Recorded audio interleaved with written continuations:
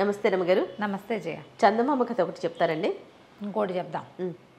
అదేదో ఒక ఊళ్ళో ఒక రాజుగారు ఉండేవారు.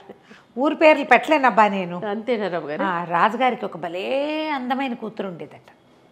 రాజుగారు చాలా గొప్పగా ఉండేది, మా పిల్ల ఎంత అందగత్తో అని. అయితే చుట్టుపక్కల రాజ్యాల వాళ్ళందరూ మీ పిల్లని మాకివ్వండి మాకివ్వండి మాకివ్వండి అనేవాళ్ళు. అందం కోసం, ఆమె అందం కోసం. ఆ అందగత్త అయిన అమ్మాయి ఏం చెప్పిందంటే, నాన్న తెలివి తక్కువ వాళ్ళకి ఇవ్వద్దు నాన్న, నన్ను తెలివైన వాళ్ళకి ఇవ్వు అంది. సహజం కదండి.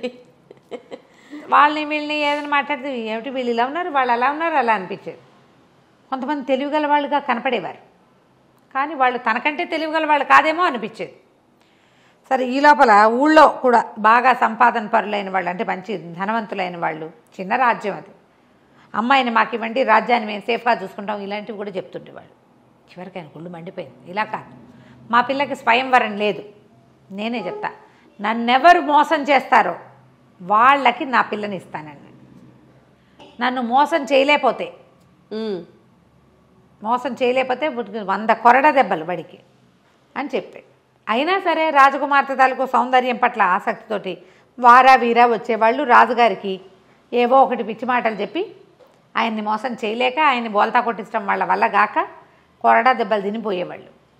క్రమంగా యువరానికి పెళ్ళవుతుందని ఆశ కోల్పోయారు జనాలు. రాజుగారు అతి తెలివి కలిగిన వాడు, ఆయన మోసం చేయటం అంత ఈజీ కాదు. ఎలాగా? సరే, ఈ ఊళ్ళో ఒక వ్యాపారస్తుడు ఉన్నాడు, మంచి డబ్బులున్నాయి ఆయనకి. ఆ పళాన 2-3 రాజ్యాలు కొనేయగలడు ఉన్న పళాన. అయితే ఆయనకి 3 అబ్బాయిలు ఉన్నారు. పెద్దవాళ్ళు ఇద్దరు మంచి చురుకైన వాళ్ళు.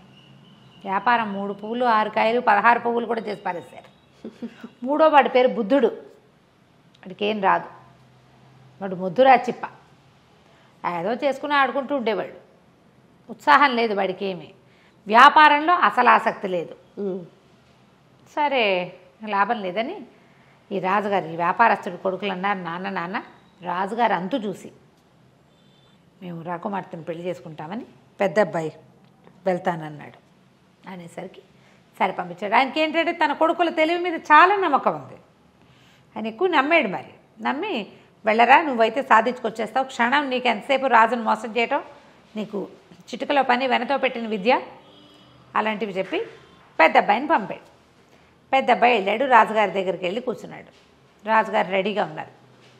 అదేంటండి ఆ చిలక ముక్కు ఆ రంగులో ఉంది అన్నాడు. అనేసరికల్లా ముక్కు ఆ రంగులో ఉండేటువంటి నీ కళ్ళే ఆ రంగులోనే, చిలక ముక్కు ఎర్రగానే ఉంటుంది, నన్ను అడు తిప్పలేవు పో అనేసాడు. ఆ చిలక ముక్కు ఆ రంగులో ఉందనగానే ఏది అంటాం మనం సహజంగా. పారలేదు, చిలకలు భలే ఉన్నాయి అన్నాడు. దానికి పారలేదు. ఆ బాతులు ఒక్క కాలు మీద నడుస్తాయండి, బాతులు ఒంటి కాలు మీద నడవటం ఏంటి? మన ఊళ్ళో ఉన్న బాతులన్నీ ఒకేలా నడుస్తాయి. ఇక చిలక లేదు, బాతు లేదు, ఎలుక లేదు, ఏం చేసినా ఆయన వినట్లేదు, పంపించేశాడు. 2వ వాడు కూడా నేను వీడికి 100 కొరడా దెబ్బలు విధించి 6 నెలలైనా కోలుకోలేని రకంగా చితకొట్టి పంపించారు. 2వ వాడు కూడా ట్రై చేస్తానన్నాడు. 2వ వాడు ట్రై చేస్తాట రాజుగారి దగ్గరికి వెళ్ళి కూర్చున్నాడు. మన దూరంగా ఉన్న కొండ మీద ఉన్న మొక్కలు నీలంగా కనపడుతున్నాయి. మామూలుగా ఆకుపచ్చగా కనిపిస్తాయి కదా, చూడండి నీలము ఆకుపచ్చ ఎలా కనిపిస్తుందో అన్నాడు. నేను చచ్చినా చూడను, నేను రోజు చూస్తా ఆ కొండకేసి. ఇవాళ కొత్తగా నీలంగా ఎలా అయిపోతుంది, ఏప్రిల్ ఫుల్ చేయడానికి నా దగ్గర ఈ ఆటలైన సాగమనేసాడు రాజు. అలా చిన్న మాటకి లొంగడు, పెద్ద మాటకి లొంగడు. వీళ్ళు కూడా రాజొట్టి పిచ్చివాడు అనుకుంటున్నారు, కానీ ఇలాంటి వాళ్ళని బోల్డ్ మందిని చూశాడు. వ్యాపారంలో తిమ్మిని బమ్మిని చేయటం వేరు, ఒక వ్యక్తిని బోల్తా కొట్టించడం వేరు. అంతేగా, అది స్ట్రాటజికల్గా వెళ్తుంది వ్యాపారం. మనుషుల్ని మోసం చేయటం జిత్తులు మారితనంతో వెళ్ళాలి, అది కుదరలా. సరే, వాడు కూడా దెబ్బలు తిని వచ్చేసాడు. 3వ వాడిని కూడా పోయేస్తా నాన్న అనగానే వాళ్ళ నాన్న అన్నాడు, ఒరే మహామహులు వీళ్ళిద్దరూ ఉద్దండ పండితులు, వాళ్ళే హ్యాండిల్ చేయలేకపోయారు, బుద్ధుడివి నీ వల్ల ఏమవుతుందని ఒట్టి తింగరవే తవ్వి, తింగరాడివి నువ్వు, నీ వల్ల అసలు కాదు, నీకేమీ రాదు, నువ్వు వ్యాపారమే పట్టుబడలేదు, నీకెందుకురా వృధాగా దెబ్బలు తింటావంటే, సరే ఆ దెబ్బలు ఏమిటో వాళ్ళిద్దరూ తిన్నారు, నేను తినపోతే ఎట్టా, నేను కూడా తింటా అన్నాడు అనేసి సరే బయలుదేరి వాళ్ళ ఇంట్లో వంకీకి చొక్కాలు అవి తగిలించున్నాయి. ఎప్పటిదో ఒక పాత టోపీ, కుళ్ళాయి అంటారు దాన్ని, పాతపకాలపు భాష అంటే ఇట్లా నెత్తి మీద పెట్టుకుంటే ఇట్లా పక్కకి వేళ్లాడే తోకలాంటిది ఉంటుంది ఉందన్నమాట, దానికి కుళ్ళాయి దాని పేరు. పాతది డిప్పలా ఉండి ఇట్లా కోసుగా ఉంటుంది, కోన్లా ఉంటుంది. దాని మించి ఒక కుచ్చు వేళ్లాడుతూ ఉంటుంది.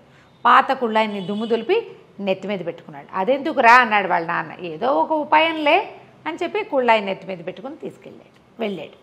వెళ్తూ ఉంటే రాజాస్థానానికి వెళ్తుంటేనే ఒక కుండలమ్మి కనపడింది. అమ్మి ఎక్కడికి కుండలు తీసుకెళ్తున్నావు అన్నాడు. అమ్మటానికే నాయనా, ఇంకేముంది అంటే ఎంత మొత్తం అన్నాడు. అన్ని కుండలు కలిపి రూపాయి అని. 5 రూపాయలు ఇస్తా, నేను చెప్పిన పని చేస్తావా అన్నాడు. చేస్తానాయన, 5 రూపాయలు ఇస్తే ఎందుకు చేయను అని చెప్పి 5 రూపాయలు చేతిలో పెట్టి చేస్తాను.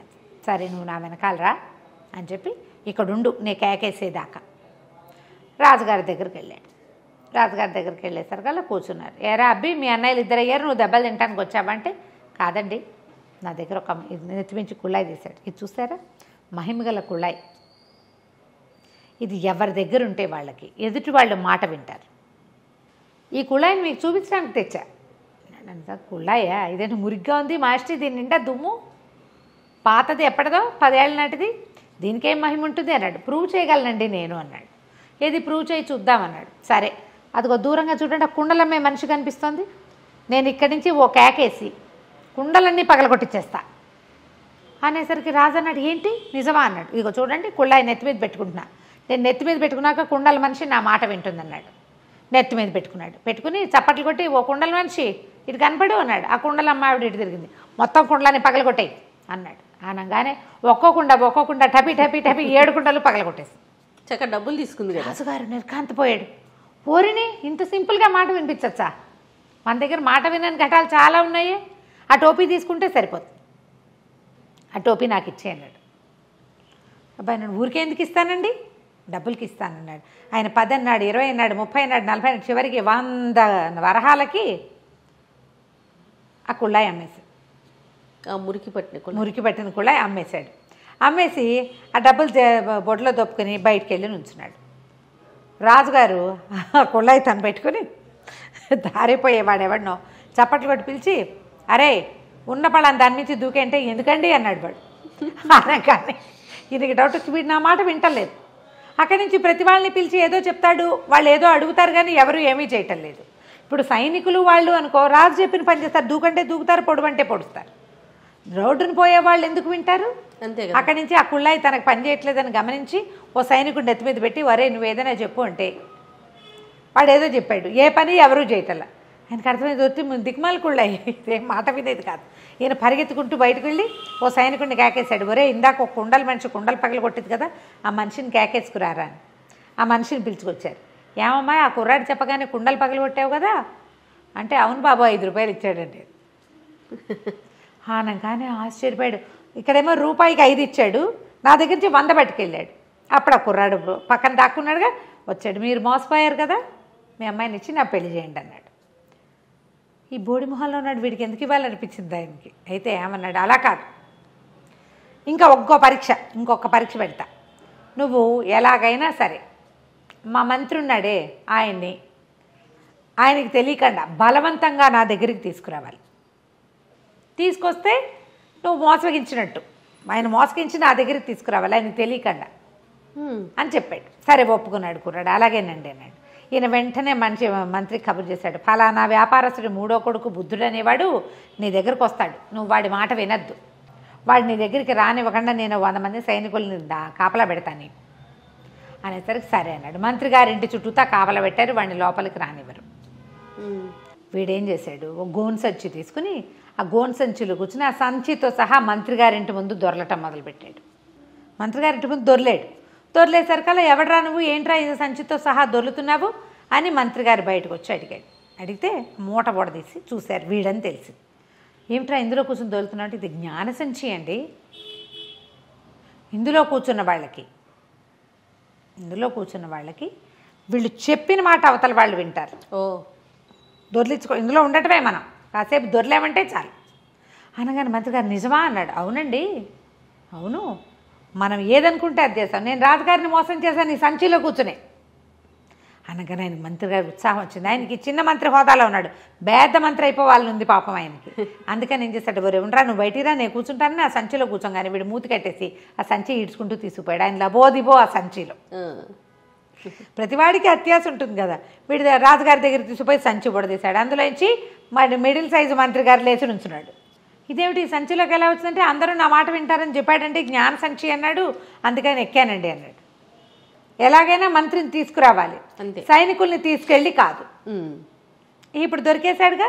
రాజుగారు ఏమన్నాడు, దీంతో అయిపోలేదు, ఇంకా ఇంకో పరీక్ష పెడతాను నీకు అన్నాడు. మూడో ట్విస్ట్. సరే, అక్కడి నుంచి ఏం చేశారు, యువరాణి మందిరానికి రా నువ్వు కూడా అని చక్కగా తయారు చేయించారు వీడిని పెళ్లి కొడుకులాగా. అక్కడ 70 మంది అమ్మాయిలు ఉన్నారు. అమ్మాయి తాలూకు సేవకురాళ్ళు 70 మంది. ఆ రాజకుమార్తె ముందే చెప్పారు, రాజకుమార్తె ఎవరో నీకు చూపించాం. 70 మంది ఉంటారు. వాళ్ళల్లో రాజకుమార్తెని నువ్వు గుర్తుపడితేనే నీకు ఆమెతో పెళ్ళి, లేకపోతే నీ 100 కొరడా దెబ్బలు తప్పవు. సరేనన్నాడు. రాజకుమార్తెను గుర్తుపట్టాలంతే కదా. వీడేం చేశాడు, వాళ్ళ ఇంట్లో ఓ చించెలిక ఒకటి తిరుగుతుంటే ఎలుకను ఒకదాన్ని తోకపుచ్చుకున్నాడు. చిన్న సంచులు వేసి దాన్ని పట్టుకెళ్తే సరే రాజాస్థానానికి వెళ్ళాడు. అంతఃపురంలోకి వెళ్తే 70 మంది ఆడవాళ్ళు కనపడారు. అందరివి ఒకటే రకం బట్టలు. రాజకుమార్తె, ఆవిడ సేవకురాళ్ళు అందరూ కలిసి వాకిట్లో నుంచునే వాళ్ళతో సహా అందరూ కలిసి ఒకటే రకం బట్టలు వేసుకున్నారు. ఈ గుంపులో రాజకుమార్తెను ఎక్కడ కనిపెట్టాలి? రాజు అన్నాడు, ఇదే నీ ఫైనల్ పరీక్ష. ఇప్పుడు కనుక నువ్వు కనిపెట్టావనుకో పెళ్లి చేస్తా, లేకపోతే భరతం పడతాను నీదే. సరే బాగుంది. ఇంతనే అబ్బాయి ఏం చేశాడంటే కాస్త అటు ఇటు చూసి సైనికులందరినీ పక్క పంపించండి, వీళ్ళందరినీ నేను చూస్తానన్నాడు. సైనికులంతా వెళ్ళి బయట నుంచున్నారు. ఓన్లీ ఆడంగులే నుంచున్నారు ఇక్కడ, ఆడవాళ్ళు మాత్రమే. వీడు ఏం చేశాడు, పక్కన చిన్న సంచి దోపుకొచ్చాడుగా, చిన్న చేతి సంచులు ఎలుక పిల్లని దాన్ని తీసి వాళ్ళ మధ్యలోకి విసిరేశాడు. అది చూసేసరికల్లా ఎలుక అది పడేసరికల్లా కేవ్వమని ఒక అమ్మాయికి స్పృహ తప్పి పడిపోయింది. మిగిలిన 69 మంది దానికి సేవలు చేయటం మొదలుపెట్టారు. వీడు పరిగెత్తుకుంటూ పోయి స్పృహ తప్పిపోయిన అమ్మాయి చేయించుకున్నాడు. ఈవిడే రాజకుమారి. బాగుంది. మిగిలిన వాళ్ళందరూ పనిచేసేవాళ్ళు, వాళ్ళకేం భయము, ఎలుకని చూస్తేను కుందేలను చూసి బొద్దింకని చూసి వాళ్ళు ఎందుకు భయపడతారు. అతి సుకుమారైన రాకుమారి మాత్రం ఊరికి ముందు మూర్చపోయింది. అనేసరికల్ రాజుకి ఇంకేం చేయాలో తెలియలే, తప్పించుకోలేమనిపించేసింది. సరే ఇంకప్పుడు ఏం చేస్తాడు, ఇంత తెలివిగలవాడని చెప్పి ఆ వ్యాపారస్తుడి కొడుకైన బుద్ధుడికి ఈ రాజకుమార్తెనిచ్చి పెళ్లి చేశాడు. అత్యంత తెలివితేటలు కలిగినటువంటి పెళ్లి కొడుకుగా ప్రకటించి వాడికిచ్చి పెళ్లి చేశాడు. కథ కంచికి మనం ఇంటికి. చాలా బాగుందండి. నమస్తే. నమస్తే.